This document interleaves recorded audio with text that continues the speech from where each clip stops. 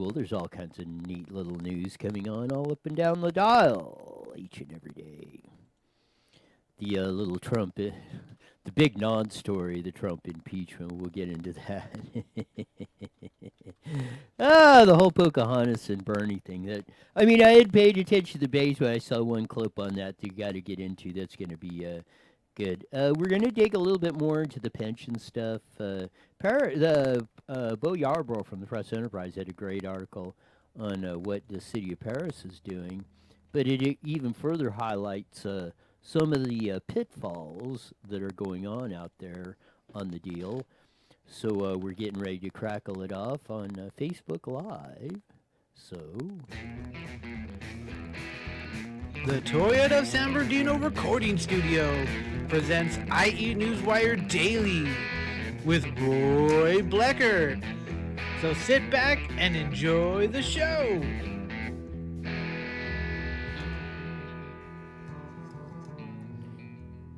Yes, we are. We're up here on Facebook Live, both on and Facebook Live and YouTube Live on IE Newswire. You can check us out both there. We'll be running as we usually do live at 5. We start off there from 5 to 5:30, and then at 5:30 we transition or hold that on.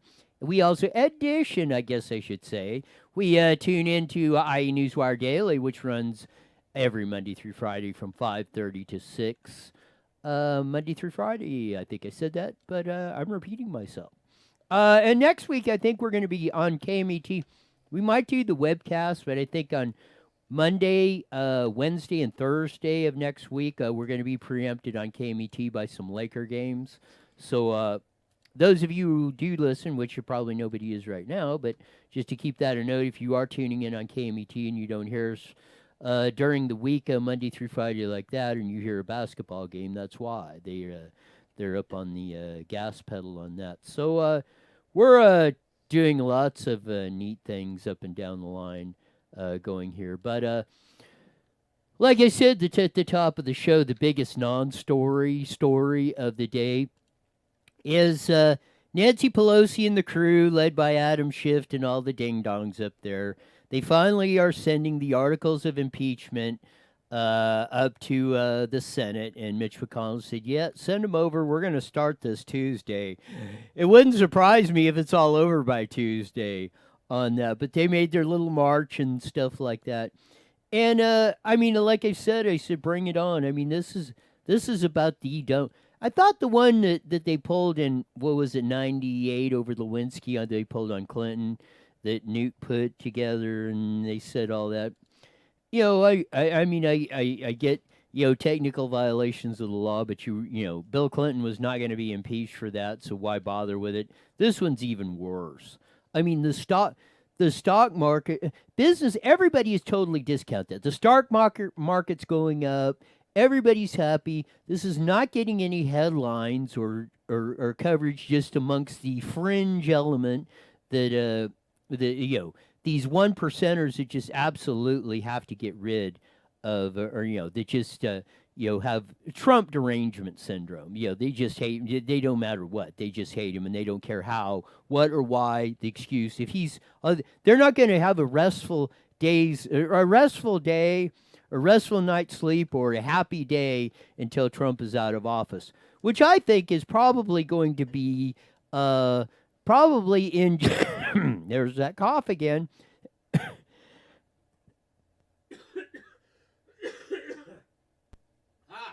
I finally got to the cough button, which I think is going to be in January of 2025.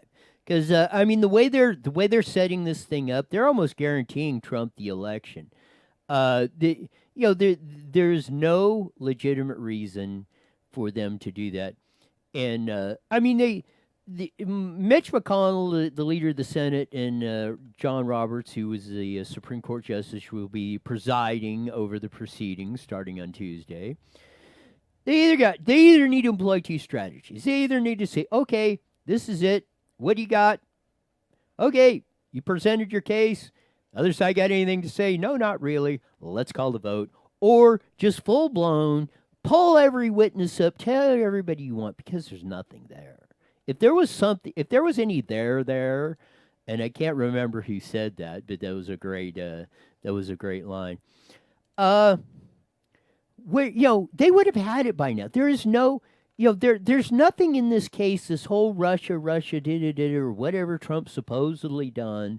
There's no smoking gun. There's nothing you could plant your. It's not like Watergate, where G. Gordon Liddy and the plumbers and stuff got arrested breaking into the Watergate Hotel, and then all the tapes and all the stuff and yada yada. The tapes are missing and the whole gamut. I mean, there's nothing there.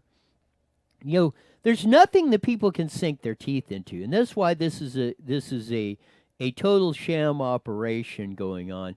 And like I say, I mean, the Adam Schiffs and the Jerry Nadlers and AOC and the ones that have been pushing this, more power to them, because this whole thing is more than likely backfiring, and probably going to cost the Nancy Pelosi and the Democrats the leadership in the House. I think there's going to be a big backlash come November coming on. I think they're going to sweep. I think I think Trump is going to be reelected hands down, probably at a bigger margin than he would have if they wouldn't have pulled this. I think they're going to increase seats in the Senate, and I think the Republicans are going to take back the House. Not that that's any great thing, and I'm not a big Republican per se cheerleader.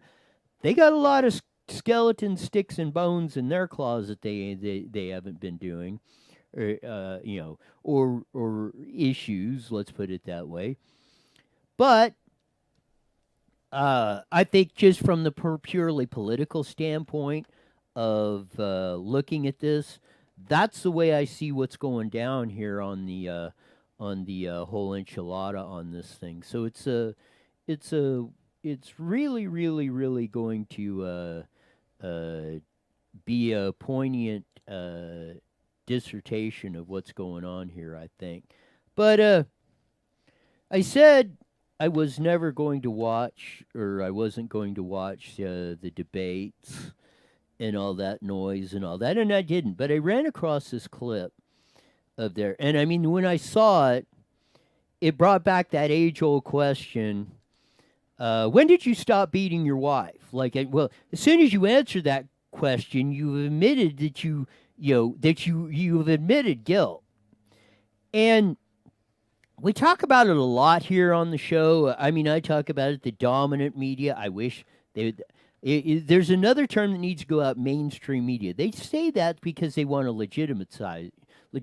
make themselves legitimate. There is no media like the old days when, the CBS or the Peacock Channel 4, or ABC and all that. We actually had news agencies that actually went out and did reporting. Washington Post, New York Times, LA Times.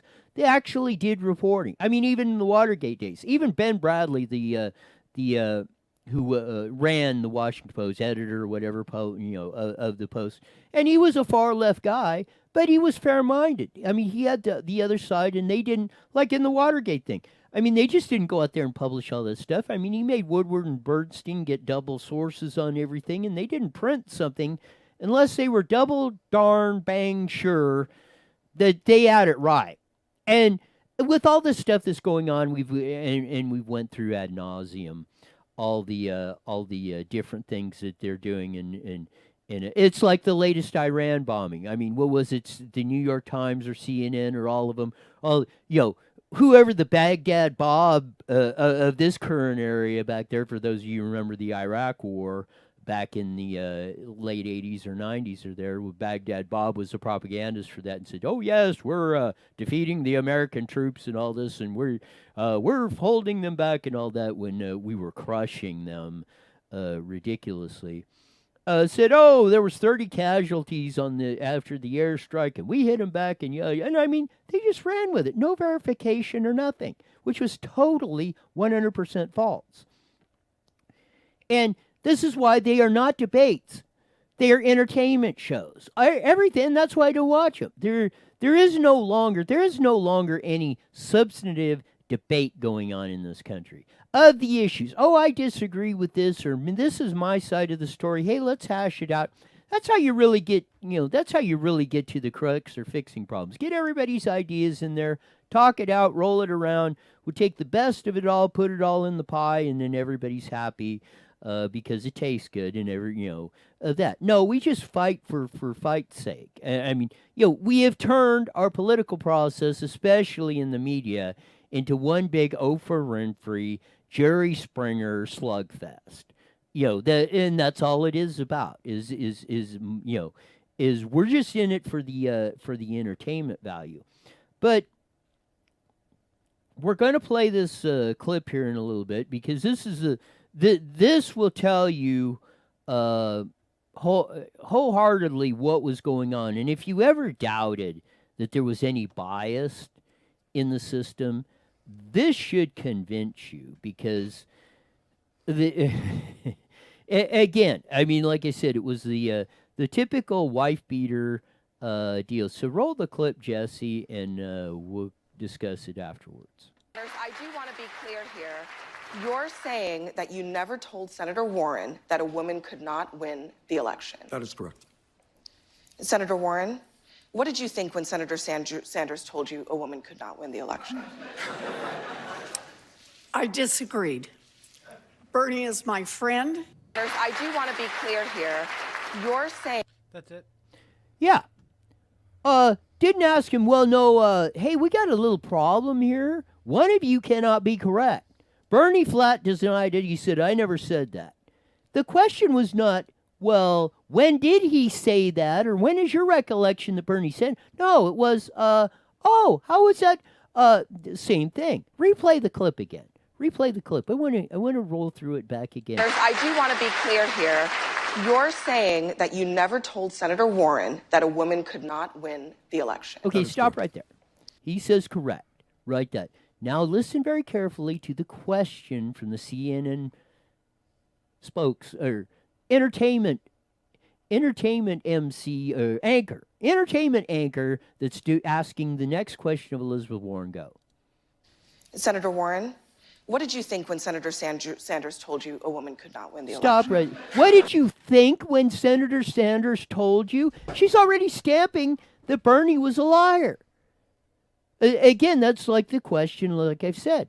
It's back to the whole thing of the same question, the age-old question, well, when did you stop beating your wife? As soon as you answer that question, you've just admitted guilt. I mean, they prefaced it like, okay, Bernie, you're a lying sack of BS. Well, when did Bernie Sanders tell you? It's crazy. I mean, not, what exactly when did Bernie Sanders tell you, Pocahontas, that, hey, a woman ain't going to be president? No. They're biased. They're showing their true colors of what's going on. And we go back to the deal of what came out Friday. Women are now the majority of employed in the United States of America. But again, pull up the picture again of that, just the picture of that video, because I want to illustrate this point. Now, here are two very socialist, left-wing, way center of left. I mean, you socialist, communist, yada, yada, yada, yada. But even at that, they're accusing, who do they accuse of lying? The old 70-plus-year-old white guy has got to be lying. Because that's the way they framed the question. Bernie says, I never said that. Never ever. Never ever did I see that. And go ahead and play this clip again. I do want to be clear here. You're saying that you never told Senator Warren that a woman could not win the election. That is correct. As the video starts buffering, right at the key point of that on that. Here we go, I think. Senator Warren, what did you think when Senator Sanders what did told you a think? Woman could not win the election? What did you think when? Not. I disagreed. Not when did he say that? In what context? Where was it at? What were you doing? let's put some credibility. No, what did you think when he said that? Not, there seems to be a, one of you ain't telling the truth. Let's put it that way. Which one of you is lying in this? Let's get to the crux of this matter, because how could we really, how could you be, I mean, I would tend to believe Bernie, because when she asked him a question, did you ever say that? He said, you never said that? And he said, correct. One word answer. Well, then the loaded question comes to Pocahontas, and, oh, what did you think when he told you that? Not, when did you say that? Are you calling Bernie Sanders a liar right here on this stage? Because if you're saying that he said that, now, Pocahontas has had a very, very, very long road of playing footsie with the truth, starting with the whole Indian thing and her health care deal and the whole gamut. So, like I've said, I'm probably coming down on the side of Bernie Sanders.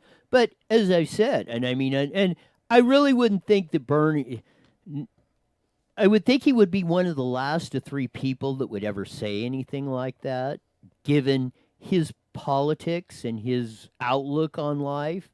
Of that, I would say that he would probably, and again, I just have a hard time fathoming that Bernie would say something like, anywhere even close to that, or hint that a woman would never be president. Now, I would say this: I said the 330 million American people should be on their knees praying, whatever, worshiping the stars, however it is that in 2016 this country did not elect Hillary Clinton president, because we would be in a big world of hurt right now instead of enjoying one of the best economies we've ever had, lowest black and Latino minority unemployment ever.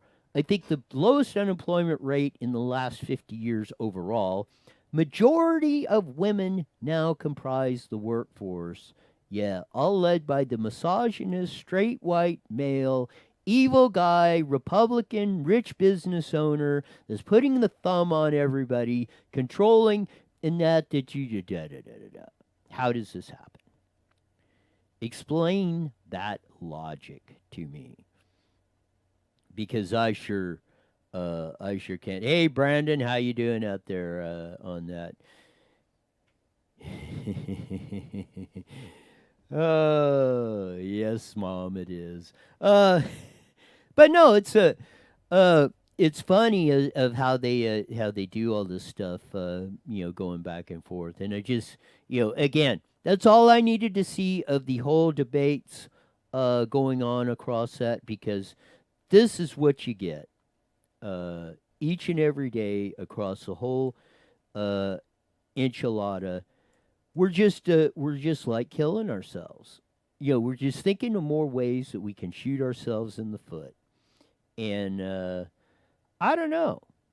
It's gonna be a very big deal on that, if you because, like I said, it's a very dangerous situation we got out there if, pray tell, somebody like Bernie or Pocahontas or one of them get into office as the presidency of the United States. We'll be in a big world of hurt. We talked a lot about pensions because it came up on the at the Riverside County Board of Supervisors. We covered that. Matt Johnson's very eloquent speech. In 3 minutes, public comments on that. Jeff Hewitt's impassioned plea to his other four colleagues saying, hey, basically, this is the elephant in the room and we got to deal with it. But interesting column came out, or a report came out, not a column, report, because he's a reporter, not a columnist. Bo Yarborough in the Press Enterprise, great reporter. And maybe we'll have to get him on here pretty soon to do this. But he said the city of Perris has paid off $14.3 million in pension debt. Last fall, Bo writes, Perris did something many households would love to do, eliminated a major outstanding debt. In October, the Perris City Council unanimously voted to pay off the $14.3 million in unfunded pension debt, according to Finance Director Ernie Reyna. To put that into perspective, the city's general fund two-year budget for the fiscal year 2020 and 2022 is $51 million. So what's that, about 30%? So we've been paying pensions off, paying that off every year, paying off the interest. Rainier said Friday. The council made a bold move to get that off our books. The average. Now this is stunning. You don't believe Roy? Okay, Roy doesn't know what he's talking about. He's just the wild hillbilly from South Edgemont that just hollers and screams on the radio. Doesn't know what he's talking about. So Bo Yarborough writes in the Press Enterprise, the average California household owes $80,643 in unfunded pension debt. According to the worst-case scenario projection from the Stanford Institute of Economic Policy Research. Stanford, a university not known as being part of the vast right-wing conspiracy. Pension tracking website, which uses 2017 data from pension funds and several state agencies. The level of unfunded pension debt varies widely in the Inland Empire, depending on the number of employees the local government agencies employ and how generous their pension benefits got, particularly in the late 1990s during the dot-com stock market bubble, where SB 99 came from, out of 1999. Did all you Republican, conservative, Christian social warriors that vaulted Ray Haynes, who was a senator at the time, all 39, including Ray, voted for SB 400, which gave you the pensions that we're all talking about now, that's got you $80,000 in debt. So when I talk about Republicans being, that need to be on the radar screen and some of the stuff that's going on, when you hear some of this stuff, start looking, start asking questions across both sides. Here's just in the Perris residence, and I've talked about this at the schools. I've talked about it at Marina Valley School Board. I've talked about it on this radio show a lot. Of that $80,000 that Perris owns, which is down to $72,000 because they're paying off, Perris City is paying off their portion of it, only lowered their obligation in Perris households to $72,000. They owe, the average household in Perris owes Perris Union High School District $34,000. Perris Elementary School District $18,000. That's $52,000 out of the 72. Riverside County, which we were talking about the other day, has got a $3.5 billion plus unfunded pension liability and benefits when you add that in.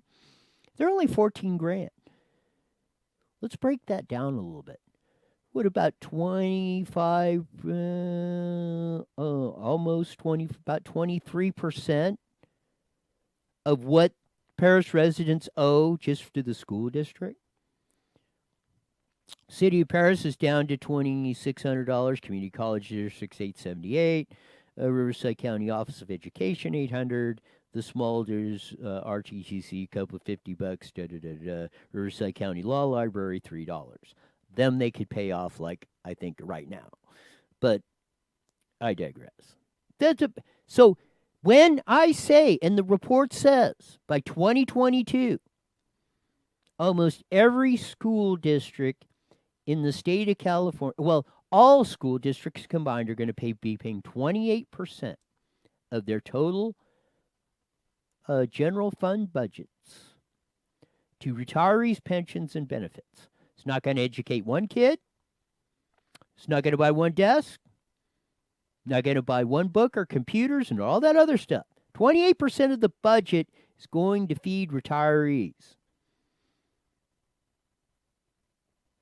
Many, many, many of these studies, just like Stanford, are predicted by 2022, practically every school district in the state of California is going to be bankrupt. Do you think the county has a problem? And that is a very big concern, and I'm not discounting that because I was down there speaking on it also, along with Ali Missouri, Matt Johnson, and I forget the other, Randy, I think was the other guy's name. I've asked the school district here in Moreno Valley many times, what are you going to do about this? Oh, well, we're looking into it. Da, da, da. Well, are you paying down your part of what is the average that we owe in Moreno Valley Unified School District and our obligation to part of whatever's in Valverde? It's something that you got to you got to deal with on this stuff, because if you don't, because you're obligated to this. When they talk about this, and I've said this many times, what's a 100% of zero? Zero.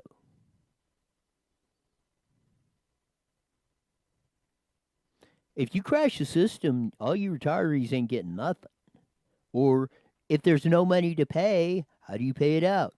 Kevin Jeffries, the supervisor, said, you know what? If this continues, about the only thing we'll be able to pay for is public safety. Everything else can be shut down around here.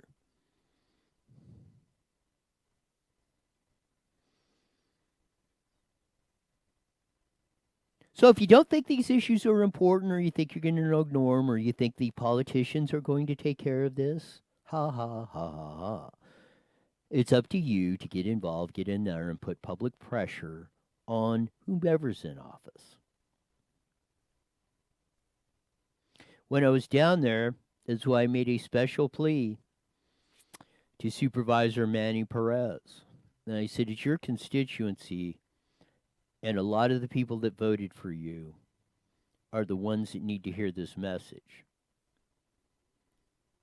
They don't need to hear the lie that everything's free, or we're going to take something from somebody else and give it to you. Might work temporarily, like this whole deal and the pensions and everything else, but someday, as Margaret Thatcher said, Prime Minister of England, the Iron Lady, said, socialism works great until you run out of other people's money. And that you will. Venezuela's the latest example of this. So, when you get down to the brass tacks of all this and stuff and all that, it's going to crash. Unless you do something about it. If you just keep ignoring it, you don't do anything, you don't ask pertinent questions, or you just go, la, la, la, la, la, la, I don't want to hear anything. Because as I said there, and I especially appealed to Manny Perez and Chuck Washington. The three frees you should be stressing is freedom, free will, and free from fear. I mean, if freedom is what's going to give you the opportunity to live the life you want. Free will is a natural right you were born with to have that freedom. Free of fear means nobody else can enslave you.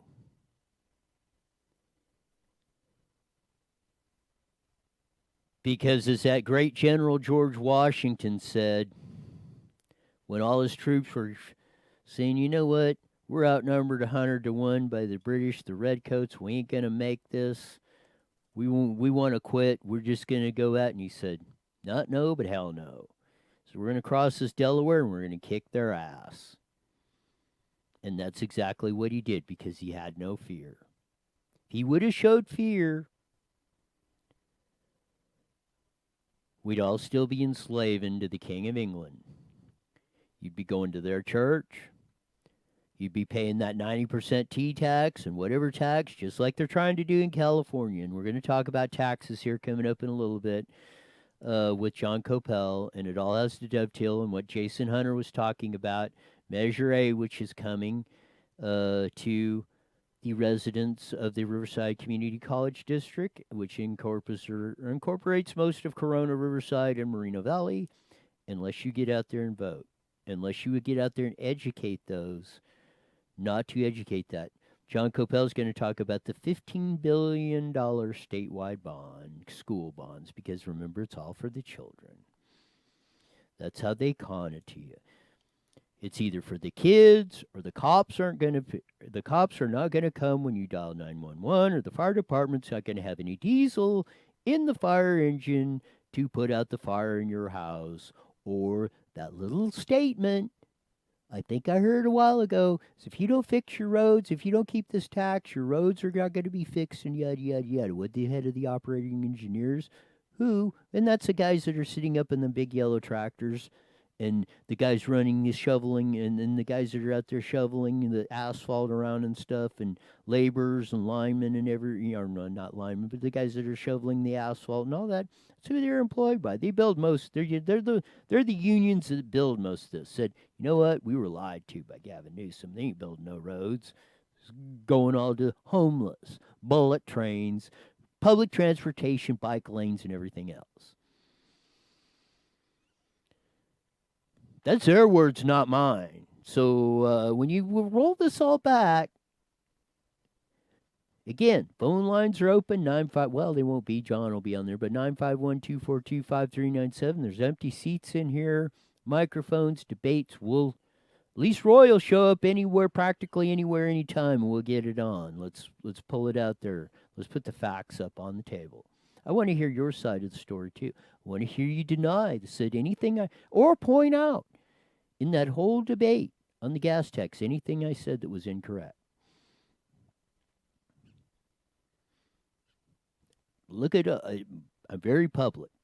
You can go out there and dig up practically. You punch Roy Bleckert in the search engine, go duck or whatever, not that other evil one or whatever, and you'll get all kinds of stuff on me. Lots of recorded video, hours and hours you could watch. You could sit, Jesse could probably sit there and spend 2 years watching video of Roy all over the freaking place. Which would probably be the death of him. But no, we're going to have Jon Coupal from Howard Jarvis Taxpayers coming up. We're going to be talking about this in the school bond proposal that's coming to the state of California. Unless we, for once, we the people, smarten up a little bit and get to this and actually do what's right. Because for far too long, I don't think we've been down that path. So we're getting ready to tune it up and join KMET here in a couple minutes. Coming on the line, then we'll talk to Jon Coupal, which I haven't talked to in a little while, but it'll be nice just to get reacquainted with him and get his take back on everything. Because the Howard Jarvis Taxpayers Association is probably 30 seconds, guys. 30 seconds. Our last bastion of hope in the state of California that's trying to fend back, these guys that are digging in us, the taxpayers' pockets, each and every day. So I hope the audience enjoys it because he's one of the good guys that has been fighting for us each and every 10 day seconds. on that. So we're Any going show anytime you want. Getting ready to rock and roll with KMET on that. IE Newswire Daily is on the air. The following is a paid program. Views and claims expressed are those of the program producer and are not endorsed by this station. Opinions expressed are not necessarily those of radio station KMET, its management, employees, or affiliates.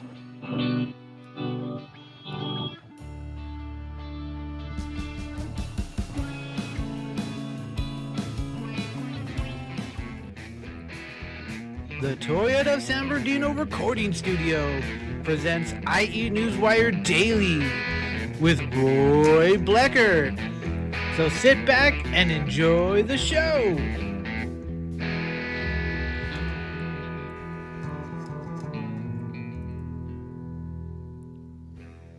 Yes, we are. We're joined in after we've had a good half-hour discussion on IE Newswire live on Facebook and YouTube. We're joining all the fine folks that are listening in on KMET 1490, the Mighty Met, coming on for the next half hour. And we got a good treat coming up for you. That long-time guest we've had on the show many, many times, had a lot of great interviews on that. And more importantly, probably running the organization, like I've said, in the last half hour, the organization that's out there actually working or trying to represent the common everyday person that's toting a lunch pail to work every day and struggling, trying to make ends meet and wondering why it just seems to be like the old song, too much month at the end of the money. We just don't have enough. It just seems like no matter if we take one step forward, we're taking two steps back on the deal. So We're going to have Jon Coupal, president of the Howard Jarvis Taxpayers Association, coming up here pretty soon to discuss some of the pensions and one of the reasons, and the new school bond that's coming up, $15 billion school bond that's being proposed in the state of California, and maybe hoping that the residents of the state of California will finally start looking at things realistically on this. But Jon Coupal, president of Howard Jarvis Taxpayers Association, welcome back to the show, IE Newswire Daily. Hey, how are you, Roy? Absolutely fantastic. Senior news column coming up on the Southern California News Group, and I don't know if it's as big as, well, it ain't as big as the bullet train, but we got this $15 billion bond, which you read into it a tax increase, which is almost, read back, you're almost going to pay $30 billion back on this. But you know what's coming. You and I both know it's all for the children.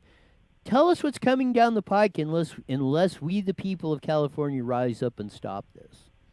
Well, this is a $15 billion bond, and we have a number of issues in opposition to it. Yes, we need good schools. Yes, we need rational school construction.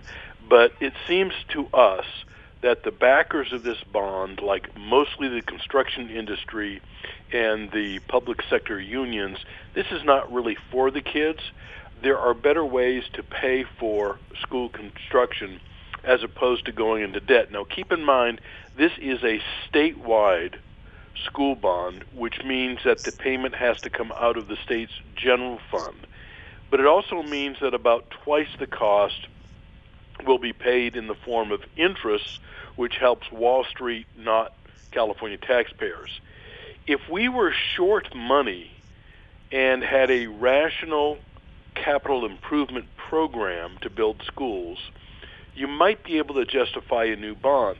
But we have a substantial state surplus right now, so the threshold issue for us is why, for heaven's sakes, are we going into debt when we have a surplus? This would be like winning the lottery, getting $1 million, and then going out and buying a new car, but putting it on your MasterCard. It makes no sense. But here is the real problem. And I need to explain this carefully. I had to laugh because if I didn't, I would cry. But go ahead. Yeah.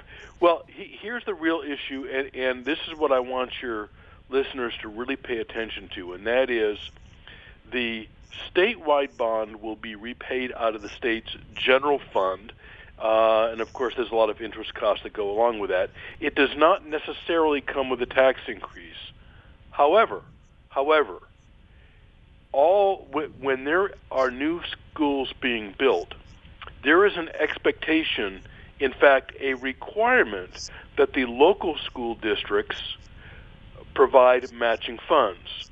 Where do the local school districts get their bond money? They get it through local school bonds, which, by the way, do not pass with 2/3 vote. That's a 55% vote requirement.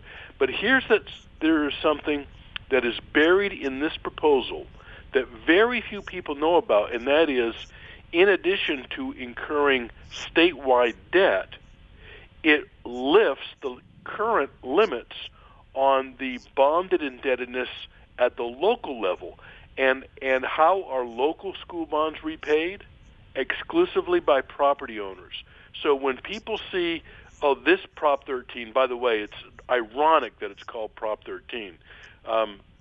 It's called Prop 13, and it deserves a big no vote. It's on the March ballot. We love Prop 13 from 1978. We do not like the Prop 13 from 2020. But when people look at this, and we tried to make this clear in the ballot arguments that we submitted and were accepted, that this is about raising the local bond limits for local school bonds, and that means property tax increases. So that's the takeaway from this conversation, Roy. Yeah, it's it's absolutely mind-boggling how you did that. And I remember this, and it might not be exactly accurate, but I think the Reason Foundation did this study from 1990, basically, when the GAN spending caps were basically stripped to 2015. And if the GAN spending caps were in place from that time, you could have paid for every bond, every project that was on the books, and even in the depths of the recession of 2008 and 9 and 10 and 11, we would have had a $15 billion surplus in our general fund. This is exactly what you're talking about. We should be building every road project. We should be building freeways, water projects, schools, up the yang with all this overage, because you know the tax system, it's heavily weighted to the top.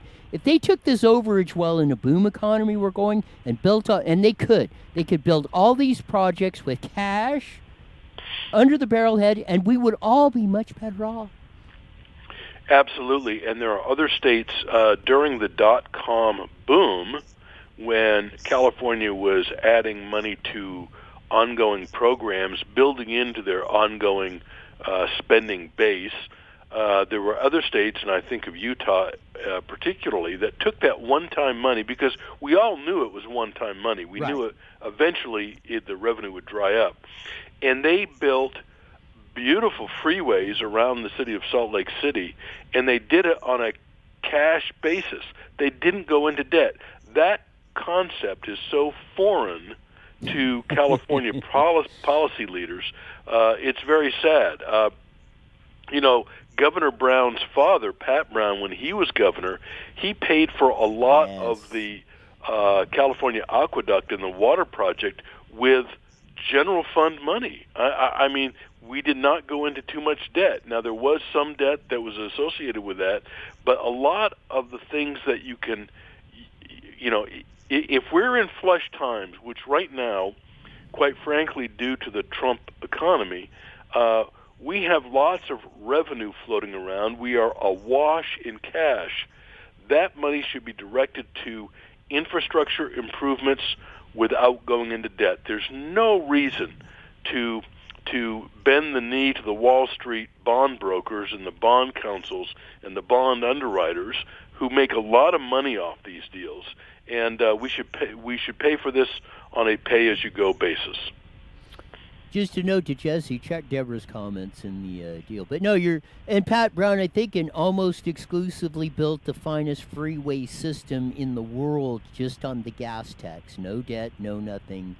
So all these nattering nabobs of negativism that come up and say you can't do it, it has, will, and can be done if we had some political leaders with just a slight amount of backbone in it.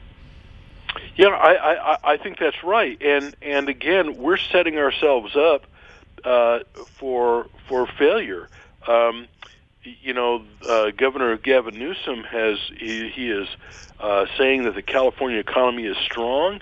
He's right on that. He's saying that our unemployment is low. He's correct on that. He's saying that this is a very diverse state. He's correct on that. But here's the but. In terms of new job creation, California ranks near the bottom because although unemployment is very low, which means if you've got a heartbeat, you can find a job. In California, employers are so starved for employees, anybody can get a job. Yes. But new jobs are not being created here. And California ranks near the bottom in terms of new job creation, whereas Texas and Florida and other right-leaning states are doing so much better.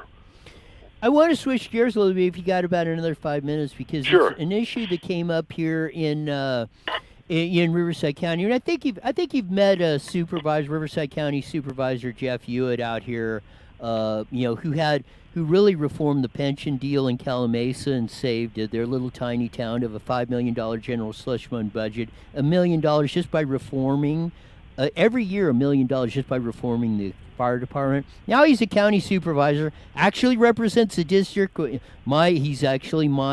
a constituent of his. He represents the area where we're broadcasting here from Moreno Valley, which was basically represents the area of Moreno Valley, Perris, Beaumont and Banning, and down to Menifee and stuff like that. And he's been pushing that at that. And they had a meeting to discuss this at the County Board of Supervisors Tuesday, and a few of us went up there and spoke. $3.5 billion unfunded pension liability, $300 million cash short, and that doesn't count the benefits of retirees going on. And they're acting like they've been dancing around this. And I mean, Jeff put an impassioned plea basically on them saying, hey, quit ignoring the element in the room, because if you don't, you're going to bankrupt this county. We should not be talking about this in an up economy that we're running out of cash for anything. That is correct. And Jeff Hewitt, by the way, is an outstanding member of your Board of Supervisors. I'm so glad he won. He was endorsed by the Howard Jarvis Taxpayers Political Action Committee. He's more of a libertarian. I think he's actually a registered libertarian. He's the highest-ranking libertarian elected in the United States, or represents the most people. You know, and the good, he is a libertarian who comes with a degree of pragmatism. You know, and what I like about Jeff, let me give him a little bit of plug, and he didn't pay me to say this, but he is very personable, and he'll talk with anybody. He'll talk with very, very progressive political leaders. He's very passionate about what he believes, but he never makes it personal. He's a very intelligent advocate for fiscal responsibility, and what he did in Calamasa was outstanding.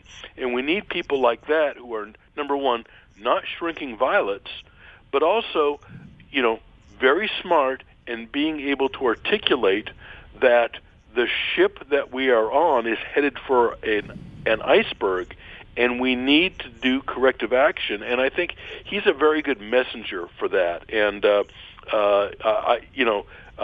I'm not very knowledgeable on the specifics of Riverside County, but in the aggregate, we know that the unfunded pension obligations in California, if you add them all up, it's a number somewhere between $500 billion and $1 trillion.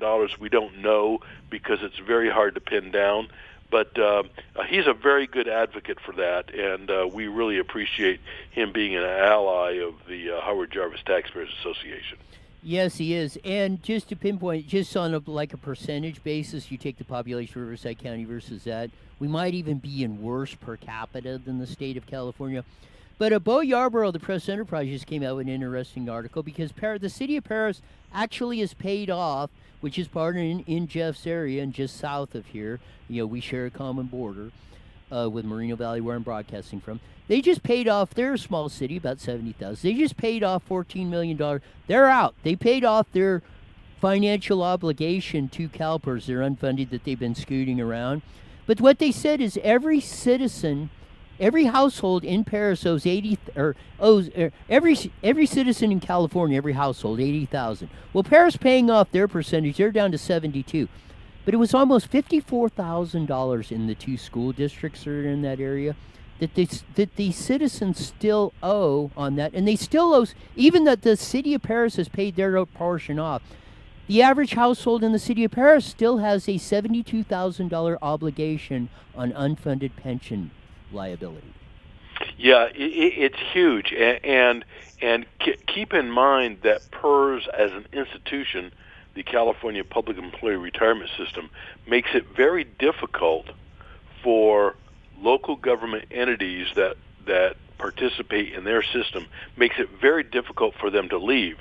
If a city wants to leave PERS, then PERS will tell that city, we're going to assume a rate of return that's really, really high, and makes it very punishing for an entity to leave. However, if I were a city manager or a member of a city council, I would direct staff to explore aggressively what it would take to get out of PERS and to have a standalone system. And then once you have a standalone system, then you can phase into a two-tier system whereby you meet your obligations to existing employees, but all new hires go into a 401k or defined contribution plan. That's the only way government entities are ever going to get out of this problem, is they've got to meet their obligations that they've made, but then they've slowly got to ramp down and convert to a defined contribution like a 401k type system. And I'm glad you said that, because You almost predicted to a T what happened at the Board of Supervisors Tuesday morning, when that proposal was put up there of that, and they said, well, it'll cost us $9 to $18 billion to buy us out, and we can't afford that, and da da da da da, and all that. You should have seen the almost meltdown. The CEO, I think his name is Cantor or something like that, and the financial guys that are coming up there and just like. We can't do that. We couldn't pay that. Well, how are you going to pay what you owe? I mean, somewhere you're going to have to deal with this. And again, if the little city of Perris can figure this out, if our little second smallest city in Calamasa can start figuring this stuff out, we're paying you guys top dollar. Yeah. To figure this stuff out, and you can't handle it. Well, maybe I'm wrong, but something's wrong with this picture. Yes, yeah. I think you're right, Roy, and I think and by the way, some government entities are actually close to being fully paid up with PERS. I mean, some have really held the line on granting employees big benefit increases, and so if you're on PERS, there are some entities that their portion of unfunded liability is actually very, very low. And so they're in a better position to buy themselves out. But not too many local governments are in that situation. And then there are many different retirement systems out there. You have PERS, you have STRS, which is the teachers, and then many county systems are what we call 38 Act counties that have as their separate county system, but all of them are in a world of hurt, and they need to figure out that debt equals taxes. They can say that, well, we don't have to raise taxes. Well, sooner or later, somebody has to pay that bill. If you have a MasterCard bill and it's at the max and you're just making minimum payments, at the end of the day, at one point, you are going to have to pay that bill. And they just need to understand that. And taxpayers need to understand that. And they need to make sure that their elected representatives understand that. Yeah, it's that, and thanks a lot for the time on that. It's been a while since we did, so we had a lot of catching up to do on that. But we'll have you back on at least try to get you on at least once or twice a month, 2 or 3 times, or as many times as you really want to come on. That would be great. I appreciate it. You guys have been very solid for us. This election season is going to be real critical, not only nationally, but especially in the state of California coming on. Gave you 30 seconds, plug all your stuff, go. Well, thank you, first of all, for having us on.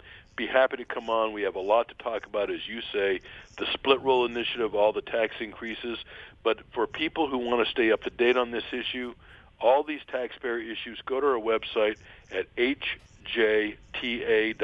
That's hjta.org. We have a lot of tools, a lot of great information on that website. Please go to our website if you're concerned as a California taxpayer about what government is doing to you.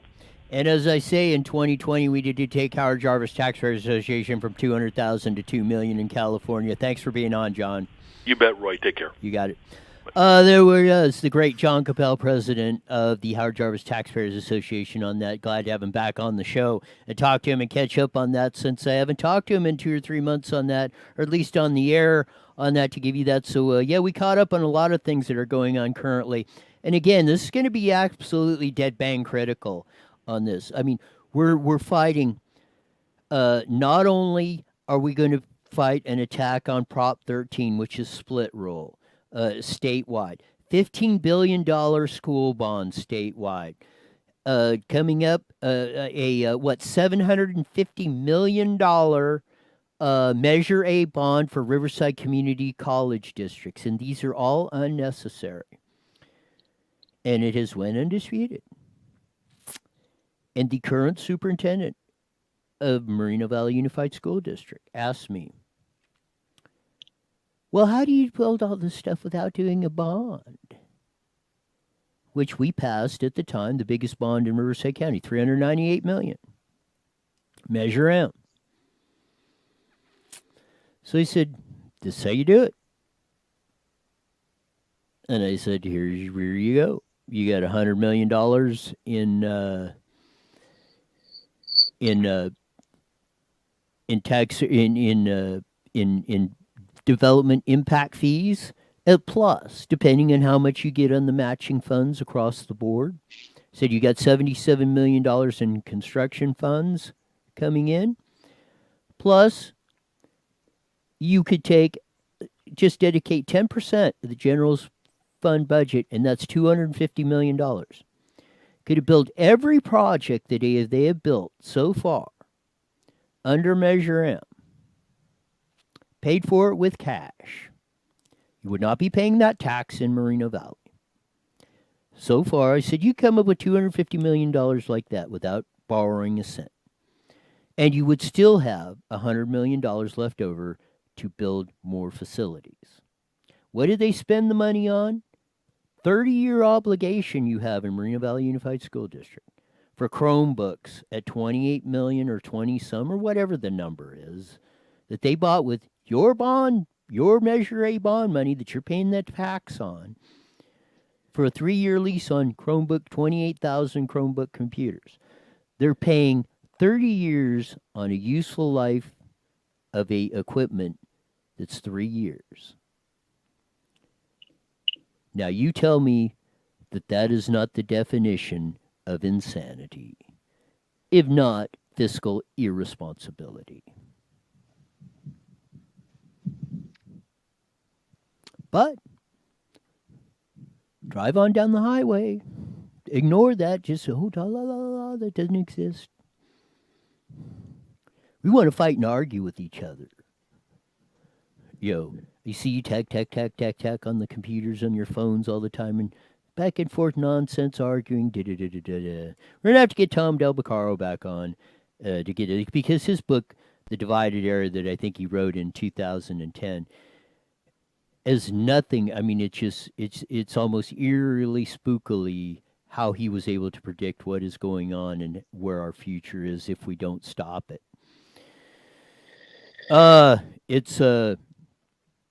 I mean, like I say, sometimes it just makes my head explode. Like I said, when I was laughing when Jon Coupal was talking, I said I had to laugh because if I didn't, I would cry.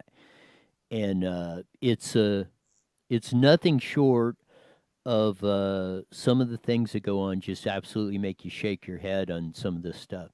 But hopefully in the future we'll be on this stuff. Hopefully in the future we'll be able to build, and I think it's January 22nd or something, they're going to have the next public hearing discussion at the Board of Supervisors about the pensions. Maybe some of y'all will come down there and show up. It was just amazing that 4 of us spoke, and it's just amazing how much that turned the discussion. Just 4.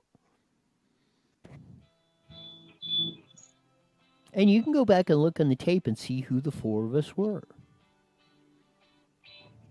And and it's maybe these 4 of us that are always getting beat the crap out of and blamed forever, practically every ill of the world. Maybe we're the ones that are telling you the truth.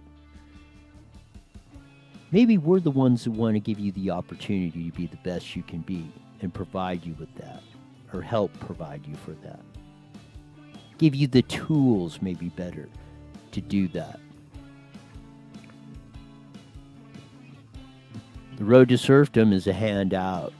The road to prosperity is a hand up. I want to see everybody have the opportunity to have that hand up, because that is your real, true path to freedom, free will, and free from fear. We're going to be back tomorrow on Thursday on KMET at 5:30, 5 o'clock on IE Newswire Live and Facebook Live. See ya.